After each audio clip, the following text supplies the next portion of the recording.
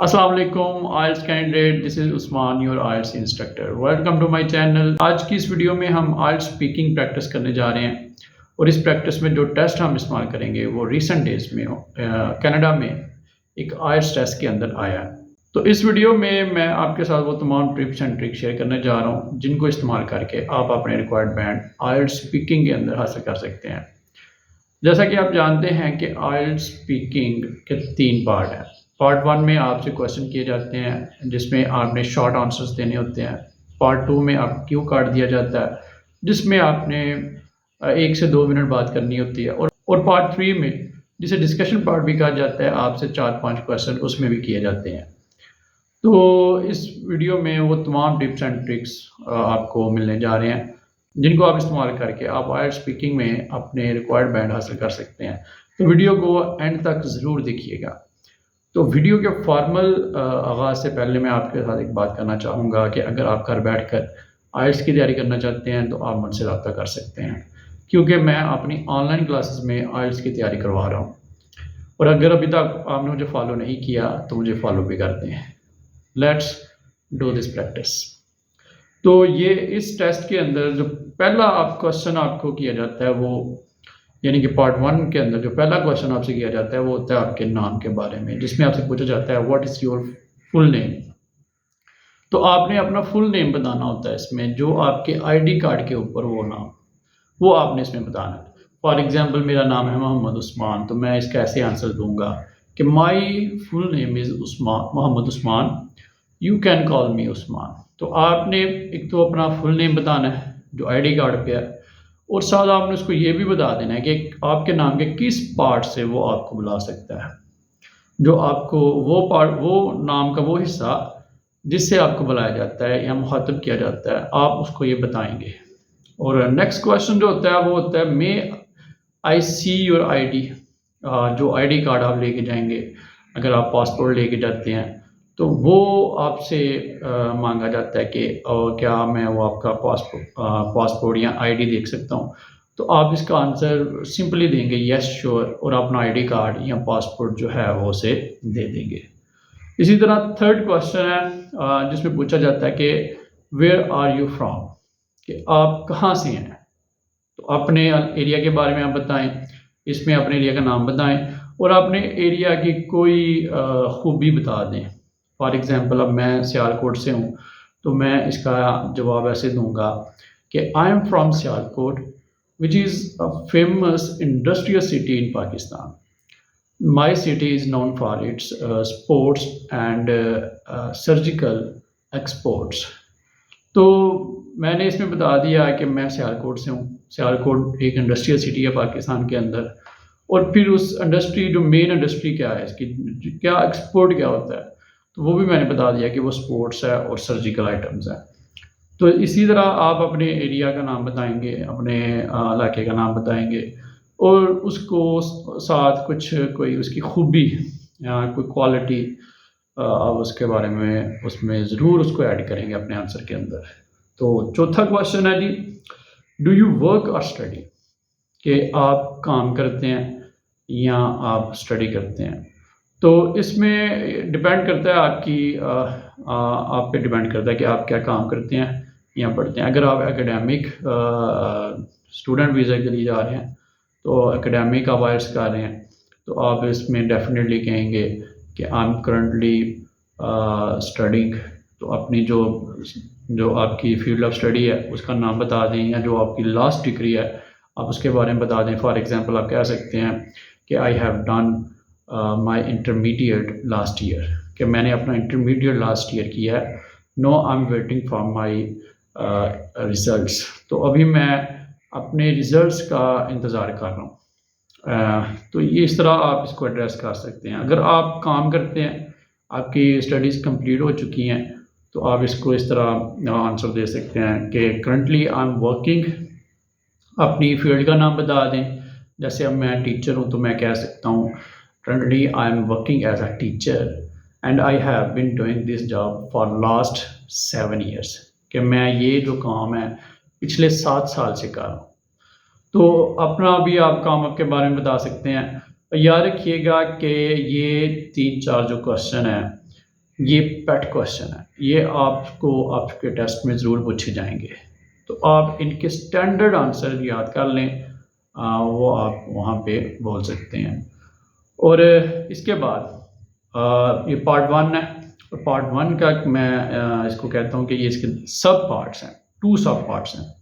तो पहले पार्ट में 4 क्वेश्चन है जिसमें आपकी जो पर्सनल इंफॉर्मेशन ली जाती है।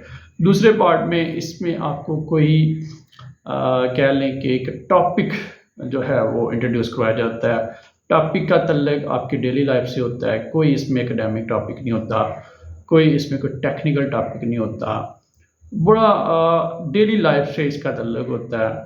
फॉर एग्जांपल इसमें देखें टॉपिक क्या है, तो वो टॉपिक को इंट्रोड्यूस आपको इस तरह करवाएगा कि लेट्स टॉक अबाउट फिशिंग, कि फिशिंग के बारे में हम बात करते हैं। तो क्वेश्चन क्या है, is fishing popular in your country, कि क्या फिशिंग आपके कंट्री में पॉपुलर है। तो डेफिनेटली कहाँ पे फिशिंग पॉपुलर नहीं है, आप इसका जवाब दे सकते हैं yes it is very popular in my country. तो ये तो आपने एग्जैक्ट इसका आंसर दे दिया ना, कि जैसे डायरेक्टली आपने एड्रेस कर दिया यस। उसने पूछा इज़, कि क्या फिशिंग आपके मुल्क में पॉपुलर है, फेमस है, तो आपने कह दिया yes it is popular in our country. अब आपने इसको थोड़ा सा एक्सप्लेन करना है, ठीक है। फॉर एग्जांपल आप इसमें कह सकते हैं many people do fishing on holidays, के बहुत से लोग जो हैं वो फिशिंग करते हैं अपनी छुट्टियों में, ठीक है। There are many popular fishing spot in my area as well, कि मेरे एरिया में भी मशहूर फिशिंग स्पॉट्स हैं। तो इस तरह आपने इसको थोड़ा सा एक्सप्लेन करना है। जितना आप इसको एक्सप्लेन करेंगे, जितना आप सपोर्टिंग आर्गूमेंट्स देंगे, उतने आपके बैंड जो हैं वो बढ़ते जाएंगे। और ये एक भी बात याद रखिएगा कि अगर आप जनरल ट्रेनिंग के कैंडिडेट हैं, तो अगर आपने डायरेक्टली इसको मतलब जैसे यस भी कह दिया, तो आपके 4 से 5 के दरमियान बैंड आ जाते हैं। तो अगर आप इसको एक्सप्लेन करेंगे, 1-2 आर्गूमेंट्स इसमें ऐड करेंगे, तो definitely your band will improve. तो इसी तरह नेक्स्ट क्वेश्चन है, do you like eating fish, कि क्या आप फिश को खाना पसंद करते हैं। तो आप अगर पसंद करते हैं तो आप कह सकते हैं definitely I like eating fish, कि मैं फ़िश को पसंद करता हूँ। अगर थोड़ा सा इसको आप एक्सप्लेन भी कर दें आगे, कि for example I like fish rice, कि आप अपनी जो डिश है, जो पसंदीदा डिश है फ़िश में, वो आप बता सकते हैं। फॉर एग्ज़ाम्पल आपने कह दिया कि मैं जो फ़िश चावल हैं उन्हें पसंद करता हूँ, तो आप ये भी कह सकते हैं आई लाइक फ्राइड फ़िश, ठीक है। जिस तरह की भी आप फ़िश पसंद करते हैं तो आप इसमें बता सकते हैं। तो जितना आप इसको वही बात सेम, जितना आप इसको सेम, जितने ज़्यादा आप आर्गूमेंट्स ऐड करेंगे, लंबा करेंगे, आपके बैंड्स उतने बढ़ेंगे। अगर आपके बैंड 4.5, 5 या 5.5, 6 बैंड आपकी रिक्वायरमेंट है, तो इतना आंसर इनफ होगा पार्ट 1 के अंदर है। तो नेक्स्ट क्वेश्चन है जी, have you ever been to place where there are lots of fish around you, कि अब ये प्लेस जो मेन बात है, इसमें मेन पॉइंट जो है वो प्लेस है, जगह, कि वो आप कभी किसी ऐसी जगह पे गए हैं या ऐसी जगह पे मौजूद हों जहाँ पे आपके बहुत सी जो फिश आपके आगे पीछे हों, बहुत सी जो मछलियाँ आपके आगे पीछे हों। तो डेफिनेटली यहाँ पे बहुत कम ऐसे लोग होंगे जो ऐसी जगह पे गए होंगे जहाँ पे बहुत ज़्यादा फ़िश मौजूद हो। तो आप कह सकते हैं कि no I have not visited such a place in my life yet, कि मैंने ऐसी प्लेस में अभी तक विज़िट नहीं किया अपनी ज़िंदगी में जहाँ पे ये फ़िश हों तरफ। Basically I belong to an industrial city and I have spend my life there, कि मेरा शहर जो है वो इंडस्ट्रियल है, मैं वहाँ पे अपनी सारी ज़िंदगी गुजारी है। So I could not find an opportunity to visit such a place, तो मैंने कभी मुझे मौका नहीं मिला कभी ऐसी किसी जगह को विज़िट करने का। इस तरह आ गया है, have you seen any movies with lots of fish, तो अगर आपने कोई ऐसी मूवी देखी है जिसमें बहुत ज़्यादा मछलियाँ हों, ठीक है, तो आप उसके बारे उस मूवी के बारे में बता सकते हैं। जैसे रिसेंट एक मूवी आई थी एक्वामैन हॉलीवुड की, अगर आपने वो देखी है मूवी तो आप उसके बारे में बता सकते हैं। अगर आपने नहीं देखी तो आप इस तरह इसका आंसर दे सकते हैं।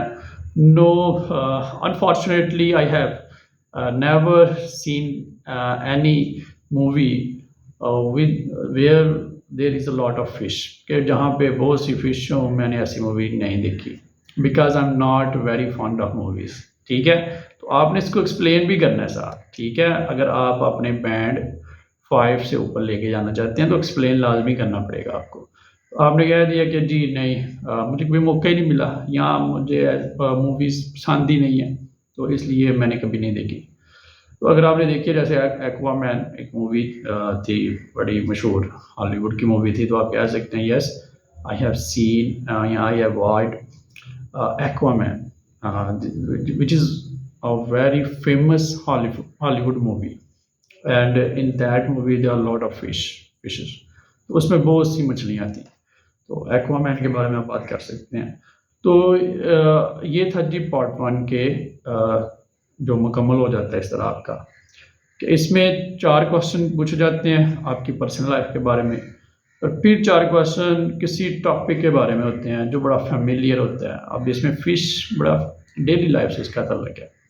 ठीक है, तो आपको आपके पास होना चाहिए कॉन्फिडेंस। ठीक है, अगर आपके अंदर कॉन्फिडेंस है, अगर आप बोल सकते हैं, अगर आप इनकरेक्ट ग्रामर का भी इस्तेमाल करें अगर, लेकिन जवाब अगर आप क्वेश्चन का दे रहे हैं, क्वेश्चन को समझ के दे रहे हैं, जो क्वेश्चन आपसे पूछा है उसी के रिलेटेड दे रहे हैं, चाहे आप ग्रामर की मिस्टेक्स कर रहे हैं, चाहे आपका लेक्सिकल रिसोर्स कम है, फिर भी आपको बैंड्स मिल जाएंगे। बैंड आपको कब नहीं मिलते? जब आप इररेलेवेंट आंसर देते हैं। क्वेश्चन आपसे कुछ किया जाता है, आप जवाब कुछ देंगे या आप चुप रहेंगे। तो फोकस करें क्वेश्चन के ऊपर, क्वेश्चन पे फोकस करें, क्वेश्चन के रिलेटेड बोलें अगर आप अपने रिक्वायर्ड बैंड हासिल करना चाहते हैं। तो जब पार्ट 1 कंप्लीट हो जाता है तो फिर वो आपको कहता है let's move on to part 2। Part 2 में वो आपको एक कार्ड देता है, जैसे क्यू कार्ड कहा जाता है। उस कार्ड के ऊपर एक टॉपिक होता है और टॉपिक के साथ कुछ क्यूज़ होती हैं, जैसा कि आपको इस पिक्चर में नज़र भी आ रहा है। पार्ट 2 की खासियत ये है कि इसमें आपसे क्वेश्चन नहीं किया जाता और आपको इंडिपेंडेंटली आपसे उम्मीद रखी जाती है कि आप इस टॉपिक पे बोलेंगे। तो आपको कहा जाता है this is your cue card, you have 1 minute to prepare it and 1 to 2 minute to speak over it. कि आपके पास 1 मिनट होता है उसको तैयारी करने का, उस क्यू कार्ड को। ठीक है, और 1 से 2 मिनट आपने उस पर बोलना है। इसमें वो आपको ऑब्जर्व करता है आपको। ठीक है, आपसे कोई क्वेश्चन नहीं करता। तो क्यू कार्ड जब आपको मिले तो सबसे पहले आपने देखना है टॉपिक कौन सा है, 1 मिनट को आपने कैसे यूटिलाइज करना है। तो सबसे पहले आपने टॉपिक को देखना है जो कि डिस्क्राइब के बाद लिखा होगा। फॉर एग्जांपल इसमें लिखा हुआ है डिस्क्राइब द गेम, कि गेम को डिस्क्राइब करें। You enjoyed playing when you were younger, कि आप जब नौजवान थे, ठीक है, टीनेजर थे, तो आप कौन सी गेम को पसंद करते थे खेलना। तो आपने इसमें गेम को डिस्क्राइब करना है। तो यहाँ पे टॉपिक क्या है? गेम। गेम को आपने डिस्क्राइब करना है। अब ये नीचे क्यूज दी गई हैं, लिखा हुआ है व्हाट इज़ द गेम, कि वो गेम्स कौन सी हैं, कौन सी थी।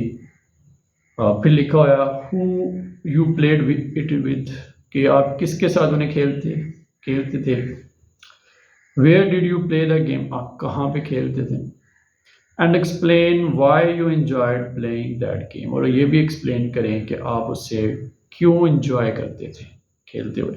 तो इसमें जो मेन वर्ड हैं आप याद रखें वो कौन से हैं। पहला है व्हाट का मतलब क्या, आपको इसमें नाम बताना पड़ेगा गेम का।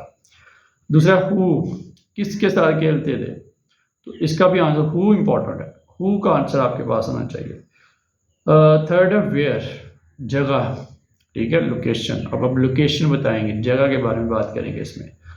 And explain Y enjoyed playing that game, तो आप ये भी बताएंगे कि आप क्यों पसंद करते थे उसको देखना। तो क्यू कार्ड को आंसर देने का एक तरीका है, क्यू कार्ड में जो आपका आंसर होना चाहिए वो उसी तरह होना चाहिए जिस तरह आप ऐसे लिखते हैं। ऐसे में हम क्या करते हैं, एक इंट्रोडक्शन देते हैं, मिडल पार्ट होता है और फिर उसका कंक्लूजन होता है, फिर ही वो कंप्लीट ऐसे बनता है। इसी तरह आपको क्यू कार्ड में भी इंट्रोड्यूस कराना पड़ेगा टॉपिक को, फिर उस टॉपिक को आपने एक्सप्लेन करना है और फिर उसे कंक्लूड करना है, ताकि आपका जो जवाब है उसमें वो चारों चीज़ें आ जाएं जिन पे आपकी असेसमेंट होनी है।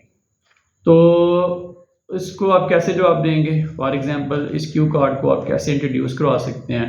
तो बड़ा स्टैंडर्ड लाइन है ये, एक जो इंट्रोडक्टरी लाइन है। फॉर एग्जांपल आप कह सकते हैं I would like to talk about cricket.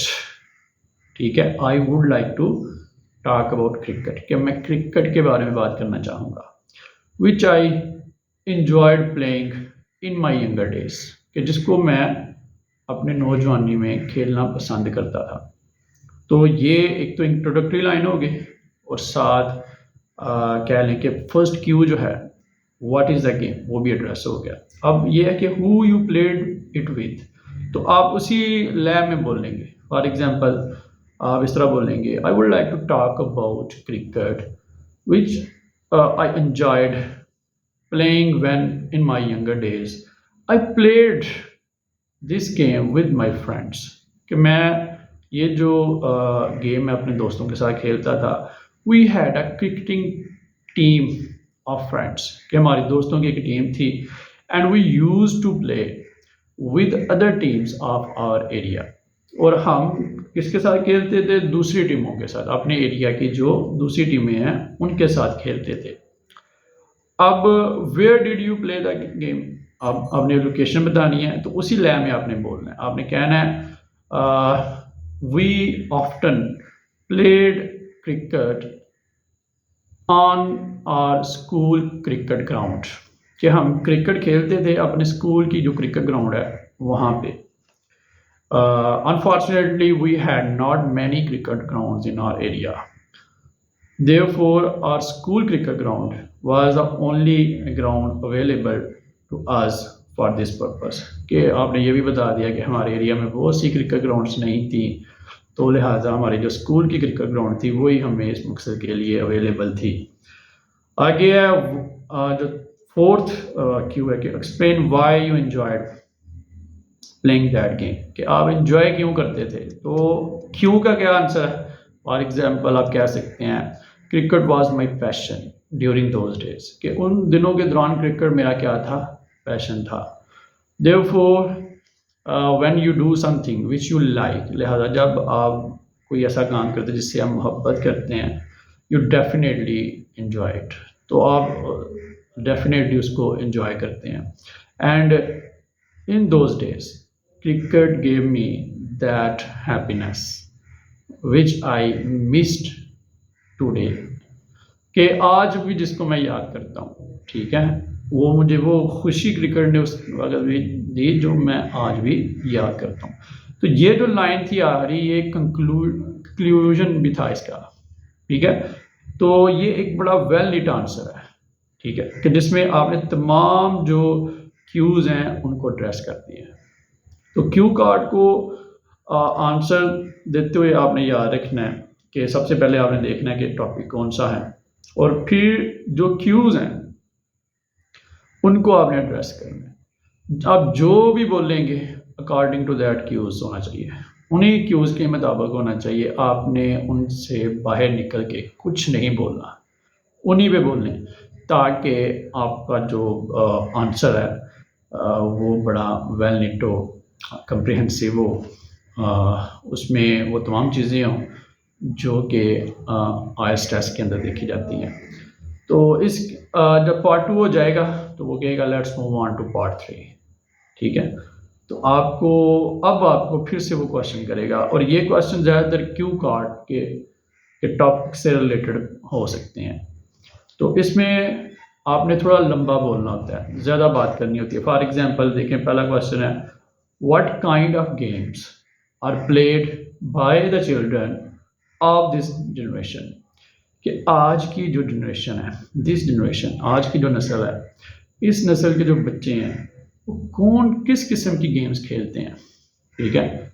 जैसा कि आपके घर में भी बच्चे होंगे, सबके घरों में बच्चे हैं, तो आप उनको माइंड में रखें, ठीक है, वो कौन सी गेम्स खेलते हैं। फॉर एग्जांपल इसका आंसर इस तरह दिया जा सकता है कि no days children prefer to play indoor games, ठीक है, कि हमारे आजकल के जो बच्चे हैं वो इनडोर गेम्स प्रेफर करते हैं खेलना।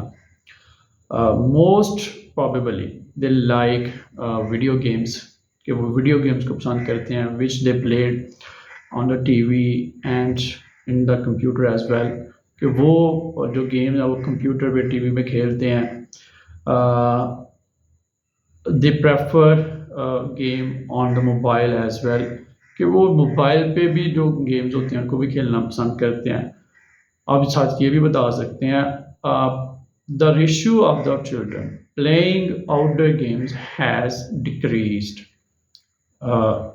इन दिस टाइम या ड्यूरिंग द कंटेम्प्रेरी टाइम, कि आज का जो ज़माना है इसमें जो रेशियो है बाहर खेलने के बच्चों का वो कम हो चुका है। फॉर एग्जांपल इसकी रीज़न भी आपने बतानी है। फॉर एग्जांपल आप कह सकते हैं कि parents do not encourage their children to play outside of their house, कि आप जो पेरेंट्स हैं वो इंकरेज नहीं करते अपने बच्चों को कि वो बाहर जाके खेलें बिकॉज ऑफ सिक्योरिटी रीजंस, कि सिक्योरिटी की वजह से वो बाहर खेलना पसंद बच्चों को भेजना पसंद नहीं करते। तो इस तरह आप इसको एक्सप्लेन करते हैं। इसी तरह दूसरा क्वेश्चन है which game looks popular among children, कि कौन सी जो गेम है वो बच्चों के में पॉपुलर है, चिल्ड्रन में, बच्चों में कौन सी पॉपुलर गेम है। तो आप अपने बच्चों को माइंड में रख सकते हैं। फॉर एग्जांपल अभी वीडियो गेम्स मैंने बात की, तो आप ये कह सकते हैं कि video games have become very popular among childrens nowadays, कि वीडियो गेम्स जो हैं वो बच्चों में बड़ी पॉपुलर हो चुकी हैं। There are lot of avenues where they can play them. For example, they have mobile phone, okay, they have tablets, computers and TV as well. तो आपने बता दिया कि वो खेल सकते हैं, मोबाइल फ़ोन पे खेल सकते हैं, कंप्यूटर पे खेल सकते हैं, टीवी पे खेल सकते हैं। सो these video games have become very popular in my country. Even they are somewhat harming their eyesight, कि इतनी ये हो चुकी हैं पॉपुलर कि अब बच्चों को आई साइट को ये नुकसान पहुँचा रही हैं। Many children are sporting glasses nowadays because their eyesight has been badly affected by these video games, कि मैं बहुत से जो बच्चे हैं वो ग्लासेस पहनते हैं, ऐनकें पहनते हैं। क्यों? क्योंकि उन वीडियो गेम्स की वजह से उनकी आँखें बड़ी बुरी तरह मुतासर हुई हैं। तो इस तरह आप इसको आंसर दे सकते हैं। थर्ड क्वेश्चन है do parents encourage their children to play games, कि क्या जो माँ बाप हैं वो इंकरेज करते हैं कि अपने बच्चों को गेम्स खेलें। तो आप इसका जवाब इस तरह दे सकते हैं yes there are some parents who encourage their children to play games. For example those parents who like sports, कि वो माँ बाप जो स्पोर्ट्स को पसंद करते हैं, they like their children to play sports, तो वो पसंद करते हैं अपने बच्चों को कि वो स्पोर्ट खेलें। And sports has become very popular nowadays, वो लाइक क्रिकेट, के क्रिकेट ज़्यादा जो स्पोर्ट है वो बड़ा पॉपुलर हो चुका है। So some parent see future prospectives for their children in sports as well. तो लिहाजा कुछ जो माँ बाप हैं वो अपने बच्चों का मुस्तकबिल देखते हैं स्पोर्ट्स के अंदर। Therefore they encourage their children to play sports, outdoor sports, कि वो जो आउटडोर स्पोर्ट्स हैं, जैसे हमने क्रिकेट की बात की, तो उसको अपने बच्चों को इंकरेज करते हैं कि वो क्रिकेट खेलें। इसी तरह do boys and girls play different games. अब इसमें जो इम्पोर्टेंट पॉइंट है वो है डिफरेंट, कि क्या बच्चे और बच्चियाँ मुख्तलिफ गेम्स खेलते हैं। तो डेफिनेटली आप कह सकते हैं, फॉर एग्जांपल इसका आंसर इस तरह दिया जा सकता है yes boys and girls play different games. For example boys prefer to play games in which there is something fighting. They like race games, कि वो फाइटिंग वाली गेम्स खेलना पसंद करते हैं, रेस गेम्स पसंद करते हैं, and they want to experience adrenaline excitement in those games, कि वो एड्रेनालाइन एक्साइटमेंट को एक्सपीरियंस करना चाहते हैं उन गेम्स में। On the other hand, girls prefer to play games where there is lot of music, where there is lot of dance, कि dance और म्यूज़िक हो जिन गेम्स में वो खेलती हैं। For example games like makeup related games, ये game जो मेकअप के रिलेटेड हैं उन्हें they are very famous among the girls, कि ये ऐसी गेम्स जो हैं वो लड़कियों में बड़ी फेमस हैं। तो जी इस तरह आप अपनी आइल्स स्पीकिंग के जो डिफरेंट पार्ट्स हैं उनको डील कर सकते हैं। तो उम्मीद करता हूँ आपने इस वीडियो से कुछ सीखा होगा। आपको ये टिप्स एंड ट्रिक्स जो मैंने कोशिश की आपको इस वीडियो में समझाना, आपको उनकी समझ आई होगी। तो अगर अभी तक आपने मुझे फॉलो नहीं किया तो मुझे फॉलो भी कर दें। Stay connected for learning more. Thank you.